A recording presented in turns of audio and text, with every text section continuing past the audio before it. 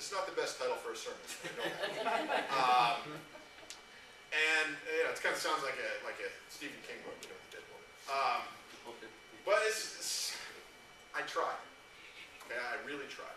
I just had this stunning case of writer's block, and this happens every now and then, because I'm a writer. And when I was working on my as yet unfinished and unpublished novel 15 years ago, I had the worst case of writer's block. I was sitting at the computer, and I was trying to think of something. This was before the internet, right before the internet. Nobody had cell phones. And I was trying to think of it, but I couldn't think of it. I spent 20 minutes, because I was watching the clock. I was like, I've been doing this 20 minutes? So I called a friend, and they weren't home. So I called another friend, and they weren't home. And this was driving me nuts. So finally I called my other friend, and they weren't home, but their mom answered. I didn't even say hello. I said, hey, what's that thing? It's out in the ocean. It's not a reef, but sometimes ships hit it. And she goes, sandbar? I said, yes, thank you. And that was what I was looking for. Writer's block is funny. And so, I was working on this sermon and trying to kind of think of what would be the title for it. And I couldn't think of it. I just had this massive case of writer's block. But now we have the internet, which is wonderful. You don't have to have writer's block for very long. You can just Google it. So I did. I Googled euphemisms for death, right? Because my mama raised me right. I know better than to put this on the screen.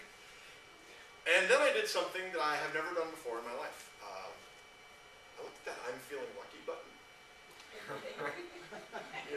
I've never hit it before. Because I've always been terrified of what would happen if I hit I'm feeling lucky. Well, what the heck? Yeah, it's euphemisms for death. So, hit I'm feeling lucky. And I got a page of euphemisms for death. And I started scrolling. And this is the list of euphemisms for death. It's unbelievable.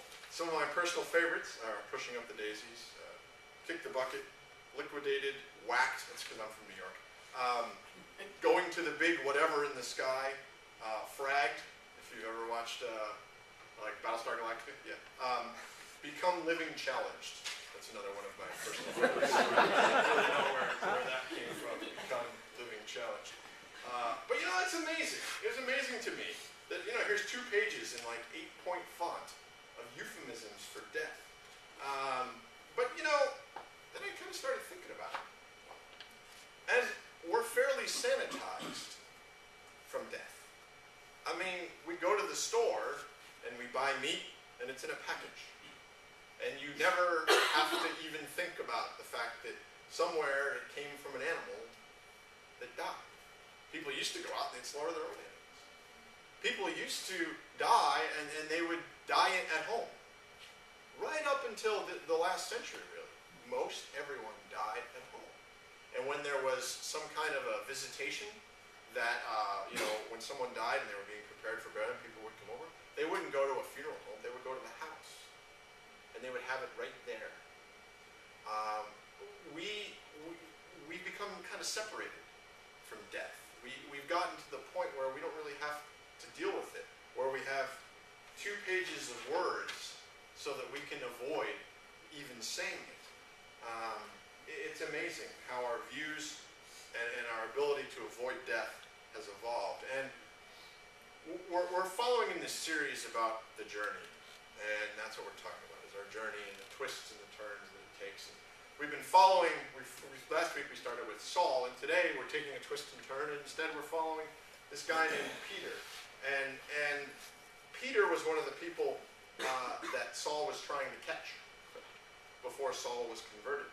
And now, Peter is going around and he's telling people that Jesus is risen, and he's really one of the most well-known disciples, one of the most important people in the Bible. And now he's out telling the story. He's out letting people know what happened. And there's a death. And Peter's reaction to this death is very, very interesting. It's very, very different from what I think any of us would do in several different ways. And so I want to read the story to you, and I want you to picture it. So we're going to read the story, and then we'll have the sermon. So picture this. I want you to just close your eyes. Close your eyes, and as I read the story, imagine it. Imagine yourself in the city called Joppa. And surrounding you are the typical two-story buildings right up against the street, cobblestone road. And there's people everywhere.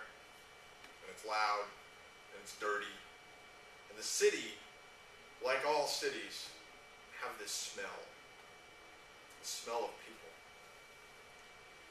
And you've been with Peter for a while now. Listening to him.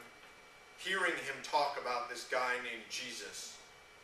And you're not sure what to think.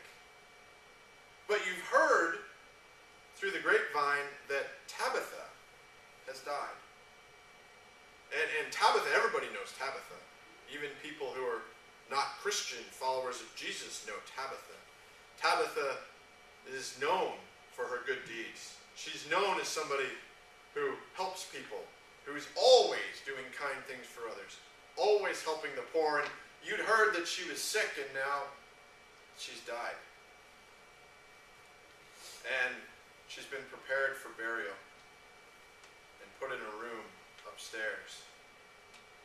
And you've heard all this, and you know what's going on. But then as you're with Peter, you see some of her friends coming, and they talk to Peter, and they say, please come as soon as you can.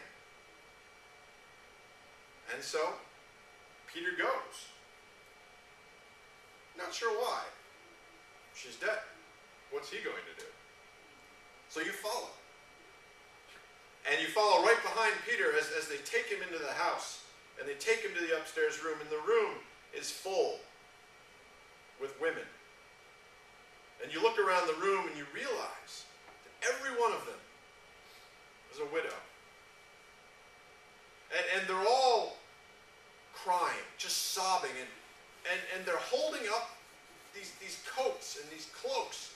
And they're waving them at Peter. And they're saying, look, this is what she made for us. Look what she did for us. All these different colored cloaks. They're waving them.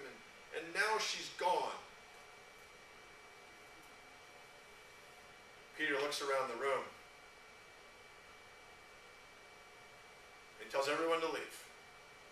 He says, please, leave the room. And so they all leave, and you go out with them. The last one. And behind you, you pull the door closed. And everyone goes down the stairs, but you wait. You turn, and there's a crack in the door. And looking through it, you see Peter. And he gets down, and he kneels, and he prays.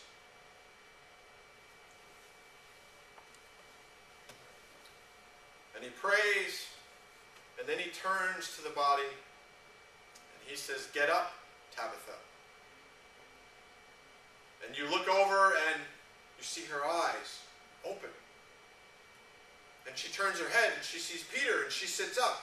And he walks over, and he gives her his hand, and he helps her up.